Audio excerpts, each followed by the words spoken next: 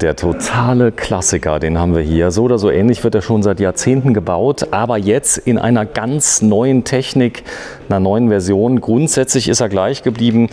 Der Hymer Eriba Touring Triton 430 für 27.405 €. Geht's noch kleiner, Stefan? Es geht noch kleiner, aber dann fehlt uns irgendwann die Toilette. Ist alles drin? Dusche auch?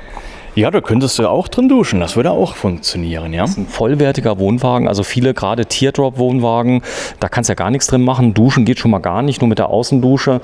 Das ist aber auch ein Statement, glaube ich, so ein Auto, oder? Definitiv, das ist ein Klassiker, das hier. Man freut sich jedes Mal, wenn man den Wagen sieht, und er bietet noch einiges dazu, nicht nur die Optik. Ja, der Touring. Wie viele Schlafplätze habe ich innen? Was kann ich machen? Ja, in der kleinen Größe würde ich jetzt mal mit 3 kalkulieren. Es gibt ihn ja auch eine Nummer größer, da kann ich mit 4 Leuten schlafen. Und wenn man dann will, bei den Längsbettenwagen kriegt man wahrscheinlich auch noch eine 5. Person auch noch unter, wenn man gerne zu 3 in einem Bett schlaft. Ja, der Gaskasten alleine ist ein Traum, aber die Breite ist so, dass ich beim normalen Pkw keine Spiegel brauche, keine extra Spiegel. Richtig, ja. Und wenn du dann noch einen Geländewagen trotzdem fährst oder ein SUV, Bus, egal was, dann hast du eine Übersicht, dann merkst du gar nicht, dass du einen Wohnwagen fährst.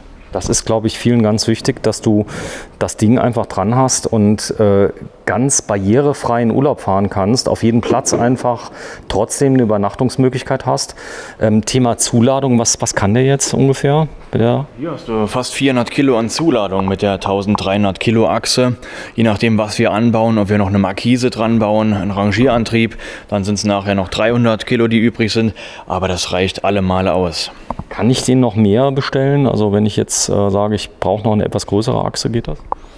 Du könntest bei dem Wagen hier auch noch 100 Kilo mehr machen. Das würde auch noch funktionieren. Also wenn ich Fahrräder zum Beispiel mitnehme oder sowas, das noch zum Transportieren benutze.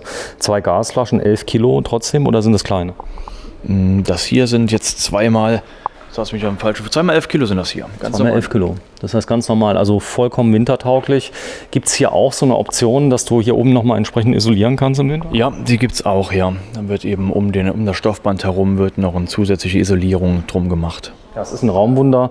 Das einzig Komplexe bei dem Wohnwagen ist der Einstieg, muss man sagen. Das ist natürlich der Höhe geschuldet, denn du kannst nicht alles haben, aber er funktioniert sogar im geschlossenen Zustand. Das können wir gleich mal zeigen.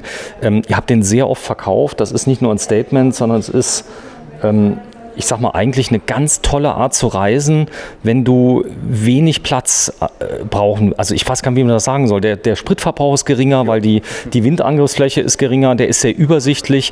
Du erntest unglaublich viel Lob auf dem Campingplatz. Ja, es ist eben der Kult, der hier noch beim Camping dann, das ist wie es früher war, das ist eine Ursprungsform, aber es reicht völlig aus. Du kriegst alles rein, was du brauchst. So, und das ist das Dach, was oben drauf ist. Das braucht auch zufälligerweise CF Meier, weißt du es?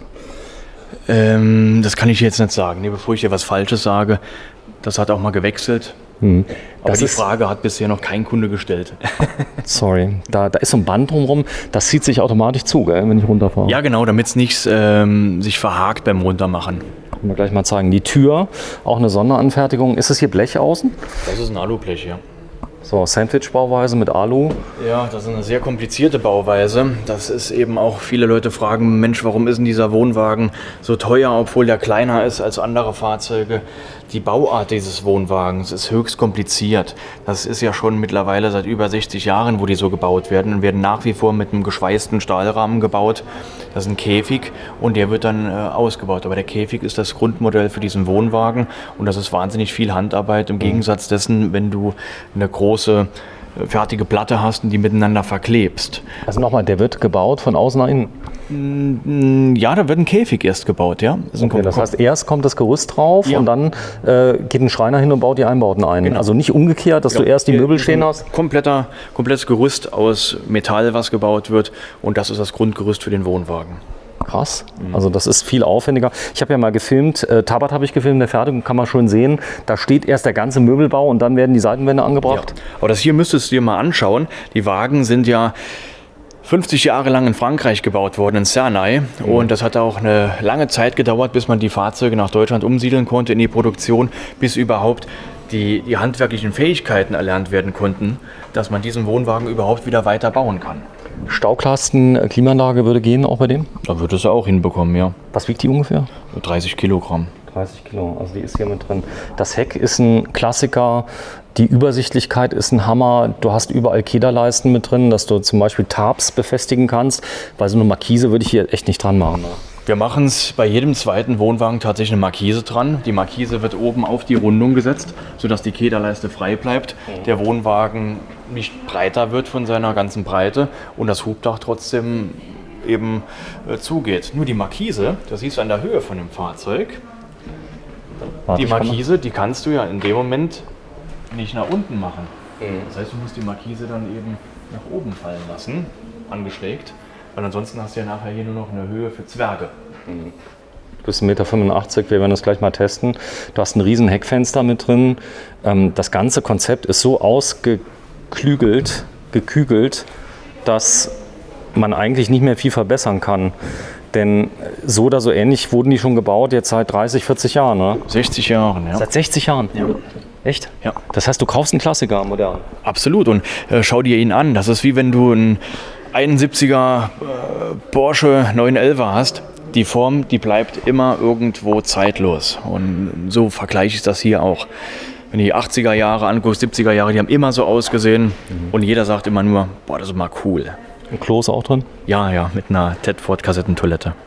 Kein Potter-Potty. Kein Potter-Potty. Dann hier, guck mal, die Beleuchtung ist mit dran, wie man das früher hatte. Ja, ist alles eben noch Retro. Retro Touring, hier steht er. Ja, ihr seid ja Fachhändler, macht das Ganze wirklich schon sehr lange. Gab es da jemals große Probleme mit der Fertigungsqualität? Das ist jetzt mal ein Wassereinbruch, weil die Bauweise ist schwer, dass da was einbrechen kann, oder? Also das wäre ungelogen, wenn das nicht so wäre. Das ist jetzt aber schon lange her.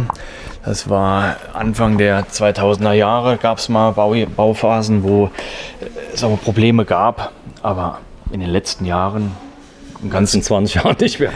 Ganz zuverlässig. Nur der Umzug eben von Frankreich nach Deutschland der Produktion, das war wirklich immer 2 hakelige Jahre gewesen. Aber seitdem sind die noch besser. Ja.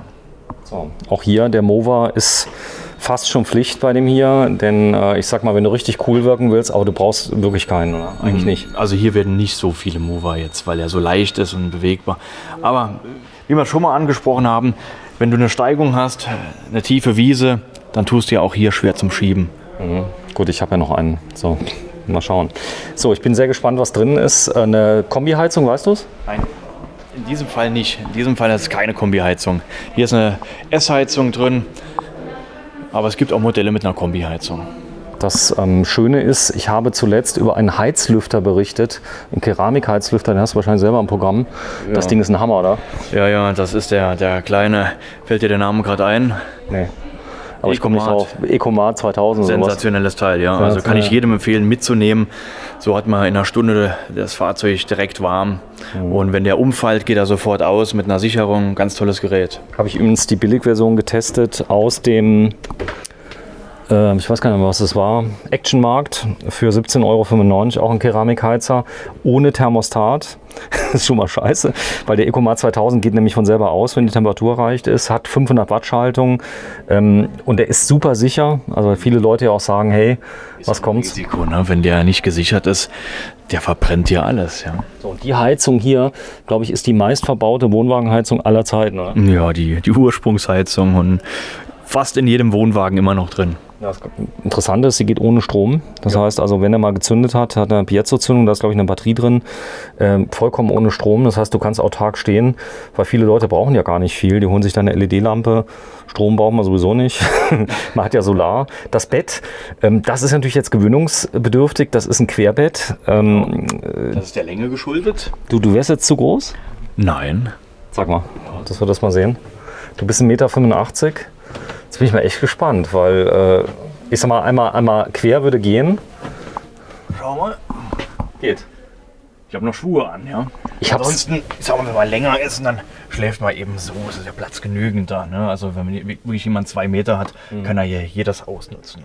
Das ist eigentlich ein tolles Bürofahrzeug, wenn du da mal unkompliziert mal was mitnehmen möchtest.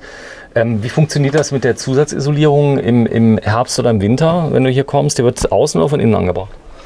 Die wird außen angebracht. Außen, die wird außen angebracht. Dauert wie lange? 2-3 Minuten? Wahrscheinlich nicht mehr. Das ist eine Sache von, 2-3 Minuten, ja. So, und hier haben wir tatsächlich dann noch für die Privacy ein kleiner Vorhang mit dabei. Das heißt, wenn man auf Toilette ist, kann man hier nicht reingucken. Ja. Das können wir ja mal zeigen.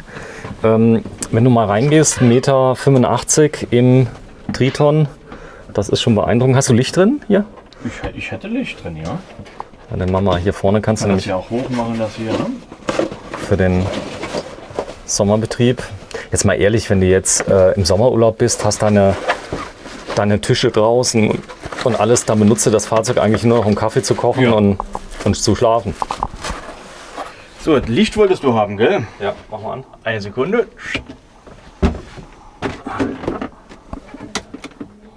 Ja, das ist das Jahr 2020. Das war wahrscheinlich früher, war das immer ein Schalter, oder? Ja, natürlich, ja. Aber wir können ja schlecht an die Decke hier noch was dran machen und deswegen nutzen wir die Spots. So, hier oben hast du, duschen würde gehen, sagst du. Das heißt also, Duschen, ja, du hast hier den Ablauf. Wir müssten dann einen Vorhang noch einbauen und einen ausziehbaren Brauseschlauch. Und dann könntest du auch hier drin duschen. Du musst nur schauen, weil wir haben ja 230 Volt brauchen wir für Wasser mit der Truma-Therme, die optional ist. Oder wir müssten einen Gasboiler einbauen, wenn du das autark machen möchtest. das heißt, ist das eine Option, die kann ich direkt ab Werk mitbestellen, wenn ich sage, ich hätte gerne Dusche und hätte gerne die Therme mit drin, das geht? Genau, du könntest das mitbestellen, aber mit dem Wissen eben, dass man Strom braucht für die Truma-Therme. Aber wir können auch einen Gasboiler einbauen oder das wäre auch null Problem. So, hier vorne Gasboiler, Einbaudauer, was denkst du, was sowas dauert? 6 Stunden etwa. 6 Stunden. Ja. Da ist der Gasboiler drin. Hier vorne hast du noch ein Schiebeelement. Was ist das da? Der Spiegel, das ist den rauf und runter. Der geht Ach, hier für große Menschen. Der geht ja hier mit hoch. Ja, der geht mit hoch? Das Hubdach hat den ja mit hochgezogen jetzt. Ja. Und deswegen ist der mit hochgegangen. Der hängt da oben dran. Genau. Oh, krass. Ist das schön gemacht. Hier unten hast du noch ein Schränkchen. Ja, du hast überall hier, ne? Überall Schränkchen. Dann hast du hier noch, auch ganz sinnvoll, noch ein paar Gummis zum Festmachen. Toll. Da ist noch eine Ablagefläche. Da oben drauf. Ja, komm mal raus. Bitte. Und jetzt machen wir was ganz Schlimmes. Wir werden den Raum mal verkleinern. Wir sind jetzt auf einer Autobahnraststätte. Ich setze mich schon mal hin. Und der Stefan schließt zunächst mal die Dreiecke. Die eine Seite zu. Du hast gesehen, die Bänder haben mitgezogen.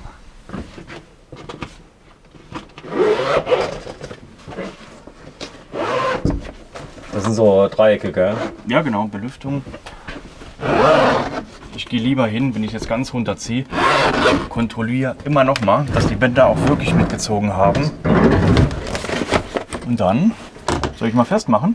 Ja, einmal im Prinzip das hier lang, dass man mal sieht. Zieh's runter. Wir müssen erstmal lose drehen. So, wenn du das wahrscheinlich 2-3 Mal gemacht hast. Nee, Bisschen mehr so lose. festgedreht, ne? Ja gut, ist ja hier auch der Messebetrieb. So. Checkt mal gerade, ob es noch irgendwo drin hängt. Da ist es schon drin. So, und das ist ja auch eine und jetzt Technik. jemand schon losgedreht. Ja? Das ist ja auch eine Technik, sage ich mal, die es in der Form ja schon ewig gibt. Das geht super. Das geht super. Und hier Nummer 3 haben wir einen Garantiefall. Ja? zur Ehrenrettung. Ne, geht. Es war noch ein bisschen fest zu, oder? Wir schaffen es nicht. Ist nicht so schlimm. Wenn die Fahrzeuge ausgeliefert werden, gibt es einen kompletten Test mit allem um und dran. Das heißt, du ziehst sie hoch, Ja. stellst sie quer. Genau. So, hier geht's schnell. Machst hoch, fertig. Und jetzt gönnen wir uns wieder ein bisschen Luft. So, Bett haben wir gezeigt, Küche haben wir gezeigt, Arbeitsplattenerweiterung ist da. Dann hast du hier eine Dinette, Ja. die 2 Leute auch benutzen können. Genau. Oder eine dritte Schlafmöglichkeit bietet. Das heißt, du kannst hier den Tisch ablassen und kannst dann zwischenpolstern. Genau. Da kannst du nur ablassen. Oder halt für Leute, die gerne getrennt schlafen möchten. Einer schläft vorne, einer schläft hinten. Das gibt es ja auch. Und dann gibt es noch eine ganz interessante Sache, die, weiß nicht, ob du die kennst, ich zeig's dir mal. Ja, bitte. Dann gehen wir mal raus. Ich zeig mal ganz kurz noch eine Sache. Hier vorne sind noch Fächer, die sehr tief sind. Ich gehe raus. Ja. Und ich komme auch raus. Ah. Bring dir den Tisch mit. So. Und jetzt könntest du hingehen und hast eben auch draußen einen Tisch. Ne? Der hier ist jetzt höhenverstellbar. Das heißt, wenn du schief stehst, kannst du anpassen. Genau. Jetzt brauchen wir nur noch einen Kaffee und ein Teilchen. Hier steht er, Silber. Farben gibt es den nur in Silber? Nee, den gibt es in Weiß und in Silber, den Wagen. Aber die meisten kaufen Silber. Ja.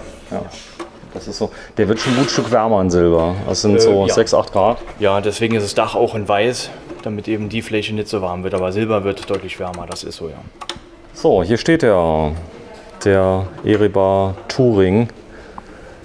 Modell Triton 430 für 27.405 €. Das Ganze geht los für 23.990 und 1,3 Tonnen kriegt man ja wahrscheinlich mit fast jedem Pkw gezogen.